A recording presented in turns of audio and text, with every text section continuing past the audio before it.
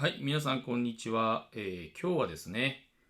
DW6000CJ の3ですね。1991年に発売になったDW6000CJ の3、こちらのモデルについて紹介したいと思います。こちらがですね、そのモデルになりますけども、緑色のベルトとベゼルですね。これが特徴的でして、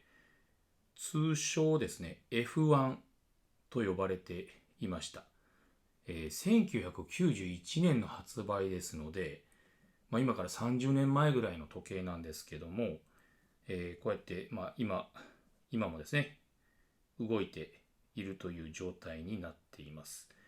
ただですね、30年前の時計ということで、ベゼルとベルト、特にですね、ベゼルの状態が良くないですね。もう間もなくベゼルが崩壊してしまう、取れてしまう、ボロボロになってしまう状態になるのかなと感じています。当時ですね、1990年代に発売された G-SHOCK というのがですね、最近、数多く復刻されていますね。復刻というのは昔々発売された G-SHOCK とそっくりなものをですね、カシオさんが発売しているんですけども、実はこの DW6000CJ の3、この DW6000 シリーズというのがですね、復刻未だにされていません。理由はわからないんですけども、おそらくこのモデルもカシオさんが復刻しようと考えたらですね、すぐに復刻モデルが発売になるのかなと思います。で、F1 ということで、当時ですね、F1 と呼ばれていた、通称 F1 と呼ばれていたモデルなんですけども、機能的にですね、非常に、レースのラップタイムの計測を、可能となるような設計になっていまして、で、他のモデルに比べてですね、特徴的なのがですね、このモデルがですね、計測機能、ラップタイム、レースのラップタイムの計測機能は、かなり他の G-SHOCK に比べて高機能でして、例えばですね、見た目的にも非常に特徴があります。多くの G-SHOCK ですね、ボタンが4つ、右側に2つ、左側に2つというのが多くの配列なんですけども、このモデルはですね、ボタンが右側に1、2、3、3つですね。で、左側にも1、2、3ということで3つ、合計6つのボタンが配置されています。これだけ見るとですね、復刻された場合にはですね、少し高価格の設定になるのかなと、6つボタンがついている関係上、少し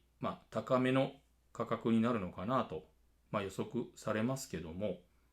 この6つのボタンがある中で、レースのラップタイムの計測を中心とした時計の機能に特化されてまして、他の機能はですね、アラームしかないと。非常にシンプルなものになっています。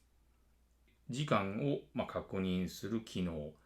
ラップタイム、レースのラップタイムの計測を中心とした機能、あとはアラームしかないと。非常にシンプルな作りになっています。当時ですね、この緑色の、ベゼルとベルトと、あと、そういうレースのラップタイムが測れるということで、10本のラップタイムを計測しながらですね、目標のタイムとのギャップを判定したり、最速タイムを最速タイムですね、一番速いタイムを見たりですね、そういったことが、可能だった、計測可能だったモデルですので、そのあたりに詳しい方にとっては非常に欲しい G-SHOCK の一つだったと記憶しています。長年ですね、使ってくるとですね、もちろん電池が切れますので、電池交換をしないといけないと。で、私もですね、電池交換自分ですることは可能なんですけども、できる限りカシオ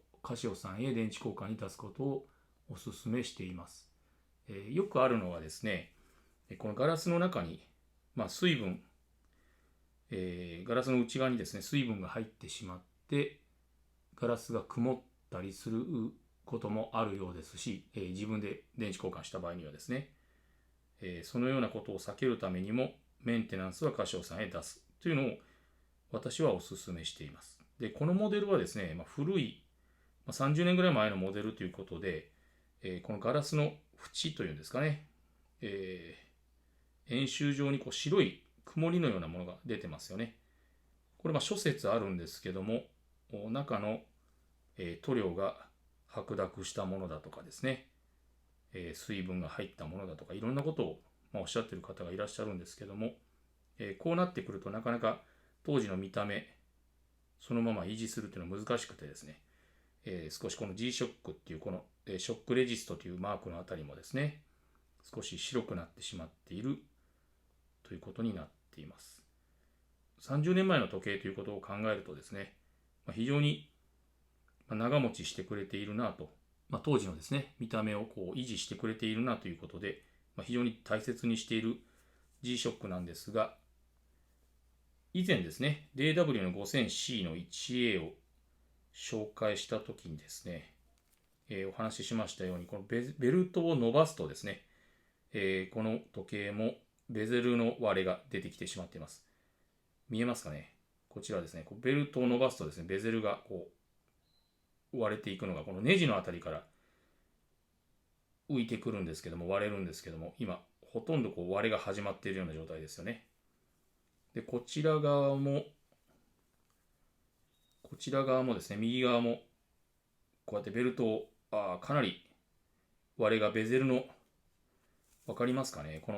の辺りからですね、ベルトを伸ばすと割れが入っていきますよね。この辺りが、ベゼルが浮くと思うんですけども、ベルトを伸ばすと割れが広がりますよね。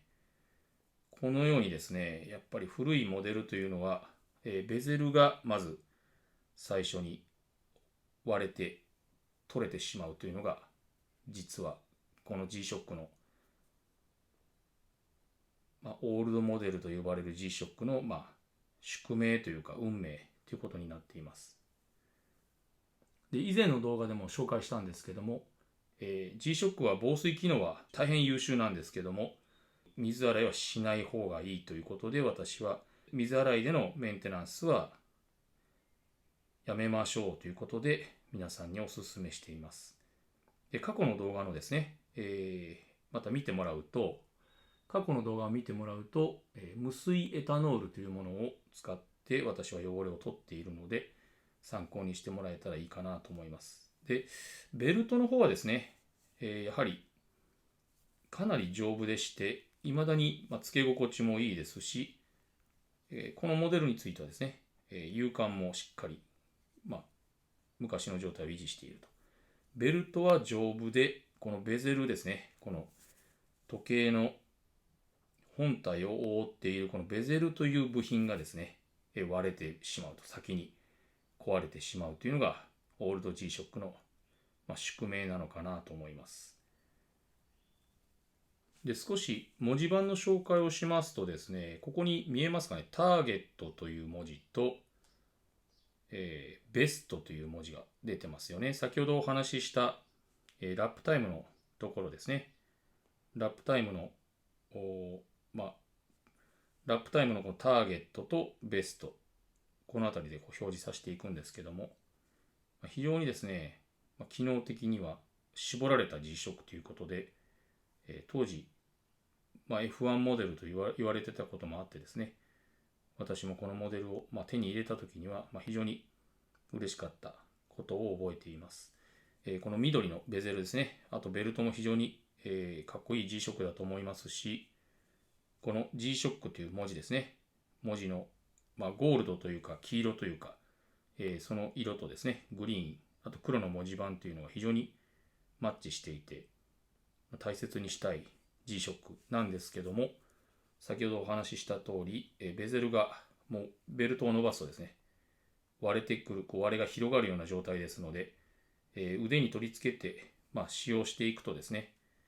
近いうちにこのベゼルが崩壊、取れてしまうのかなと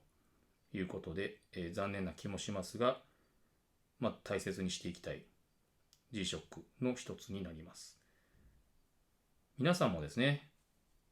1990年代の G-SHOCK の中でお気に入りの G-SHOCK があると思うんですね。いろんな G-SHOCK の雑誌というのは数多く発売されてまして、G-SHOCK のですね、雑誌、今画面に映っているものもそうですけども、過去の G-SHOCK を雑誌で見てみるとですね、この G-SHOCK すごく自分欲しいなとかですね、そういったことも感じてもらえることも多いのかなと思います。で、先ほどちょっとお話しした、この白い曇りですね、ガラスの内側に曇りが出てるんですけども、これをですね、除去する、取り除くにはどうしたらいいかということなんですけども、取り除くのにはですね、勇気が必要でして、ガラスをですね、一回取り外さないと、曇りは取れないと思いますね。このガラスの曇りは取れないと思います。で、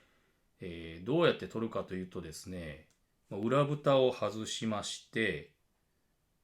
中のモジュールと呼ばれる電子部品を外してですね、で、ベゼルもこれ外さないといけないですね。おそらく外そうとするともう完全に割れて取れてしまうので、これも外せないんですけども、外して、で、文字盤と、この文字盤とですね、ガラスを内側、裏側からですね、プレス機で、外すと、押して外すと。で、ガラスがポッと取れますので、それを外した時点で、エタノール等をつけた綿棒、エタノールをつけた、エタノールで拭くということですね。そうすると、この白い曇りは取れるんですけども、ガラスのですね、曇りは取れるんですけども、ガラスが割れてしまうことがあるので、もちろんベゼルも割れてしまうことがありますので、なかなかそういったことはできないかなと思います。で、私もですね、このベゼルが完全に割れてしまって取れてしまってですね、もうこの G-SHOCK 自体、つけて、楽しむことができなくなった時にはですね、一度またこのガラスも外してみてですね、裏蓋の白い曇りを、裏蓋ね、ガラスの白い曇りですね、これを取ってみようかなと、除去してみようかなと思いますけども、それがもし可能になるタイミングがあればですね、また動画に撮ってみたいなとは思います。ただ今のところですね、大事にこうやって使ってますので、ベゼルがこう浮いて割れかかってますけども、その状態でも腕に装着して使えてますのでね、使える間はガラスを外したりしないでですね、このまま使っていこうかなと思います。今日はですね、DW6000CJ の3ですね、1991年に発売になった DW6000CJ の3、こちらの紹介をしました。次回以降もですね、私が実際に使っている G-SHOCK の中から、また紹介をしていきますので、チャンネル登録をして楽しみに待っていてください。チャンネル登録のですね、チャンネル登録者数が1万人いったところで、カシオさんへベゼルですね、オールド G-SHOCK、オールドモデルの G-SHOCK のベゼルを作ってほしいということで、私が直接交渉したいと思いますので、チャンネル登録1万人まではですね、ぜひ皆さんチャンネル登録をして、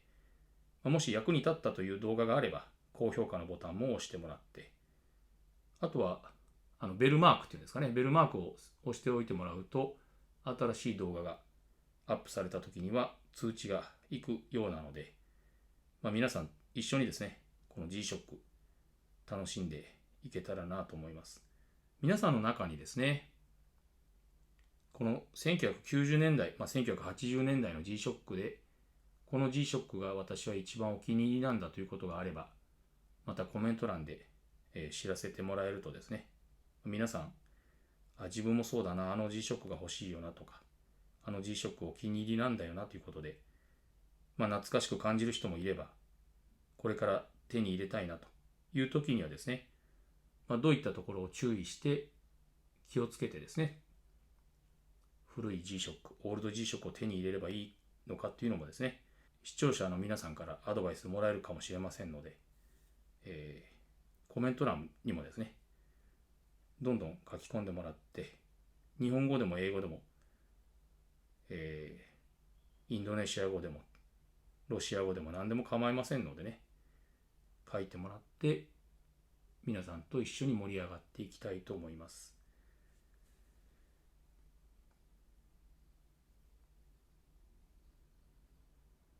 G-SHOCK って本当に、